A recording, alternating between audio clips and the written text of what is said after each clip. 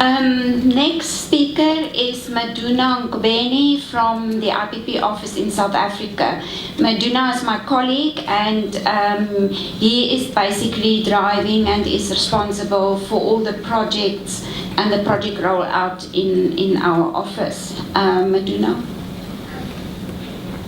Thanks, Karin. She forgot to say she's my boss.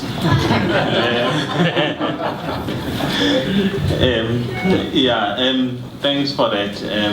I think I would talk briefly about us and what we have done, and also just to say a little bit, few words about private sector investment, given that this is about private sector investment, and also share with you a little bit of our experience in some of these things.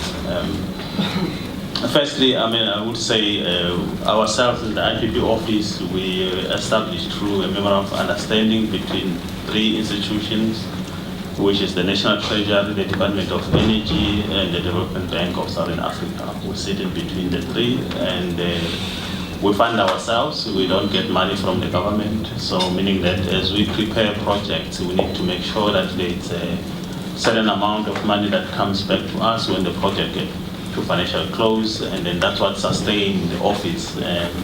Up to so far, I think the only money that we have received is about 100,000, right?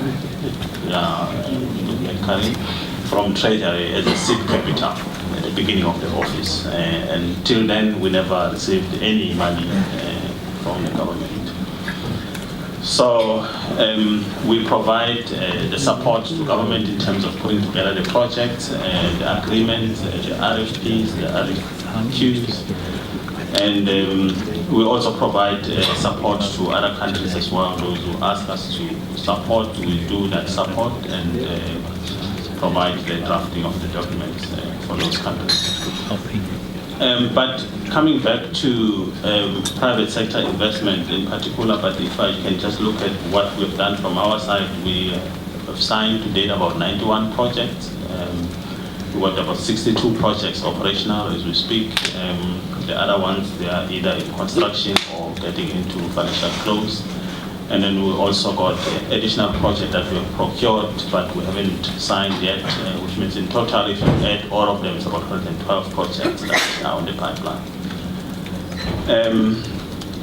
But just to look at how we done them and the issues that we normally looked at, our view is that risk management is key.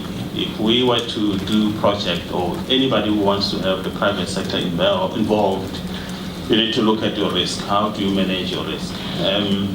The number of risks involved in a government environment or in an electricity business in particular, if I were to focus on that for a few minutes. Firstly, if you are saying somebody must come and invest in power generation, does the person have access to the consumer? That's the starting point. If the person doesn't have access to the consumer, the person will not take the risk related to get the power to the consumer. Somebody should take that risk. So you cannot expect the private sector to come and invest but does not have access to the consumer. Most of the time, in same thing in South Africa, if you invest in power generation, you don't have access to the consumer. The consumer, ESCOM has the access to the consumer, meaning the national utility.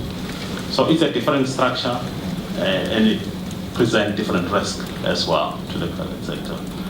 Now, if we're saying you don't have access to the consumer, meaning that somebody takes that risk, and then how do we make sure that you get your money then back? Because you don't have access to the consumer.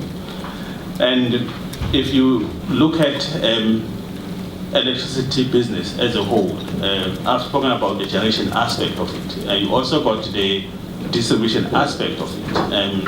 The distribution aspect of it, it could be controlled by certain people, and they will sell the electricity to the consumer. Do they recover the revenue? If you're saying we're going to sell it to you and then you will sell it to the consumer, do you have the ability to raise, or do you have the ability to collect the revenue so that you can pay me back? If that ability is not there, it's a risk to the project. And then who covers that risk?